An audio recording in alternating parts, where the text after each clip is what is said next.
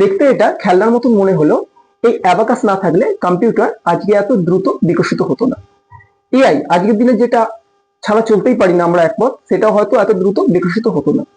বহু হাজার বছর আগে থেকে কিন্তু আমরা এই অ্যাবাকাস ব্যবহার করছি, অথচ আজকেও কিন্তু এর গুরুত্ব কমেনি একটু। অ্যাবাকাস ব্যবহার করা হয় মূলত শিশুদের মস্তিষ্ক বিকাশের জন্য, এটা খুবই গুরুত্বপূর্ণ। এছাড়াও ম্যাথ, যেটা একটা ভীষণ ইম্পর্টেন্ট জিনিস পড়ুয়াদের কাছে এবং সবার কাছে, এটা খুব দ্রুত এবং নির্ভরযোগ্য করার জন্য অ্যাবাকাস একটা ভীষণ ইম্পর্টেন্ট জিনিস। তো আজ আমরা চলে আসবো, আলোচনা করবো অ্যাবাকাস বিষয়টা কি। এই যে পুরো জিনিসটা, এটাই হচ্ছে অ্যাবাকাস। এক একটা এই যে রড আছে, এগুলোকে রড বলা হয়, পুরোটাকে বলা হচ্ছে বিম, এবং এই যে যে স্ট্রাকচারটি রয়েছে বাইরে, এটাকে ফ্রেম বলা হচ্ছে।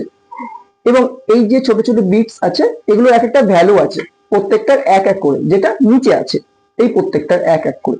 এবং উপরের যে বিটস গুলো রয়েছে, এগুলোর মান কত, এটা আপনারা কমেন্ট বক্সে জানান।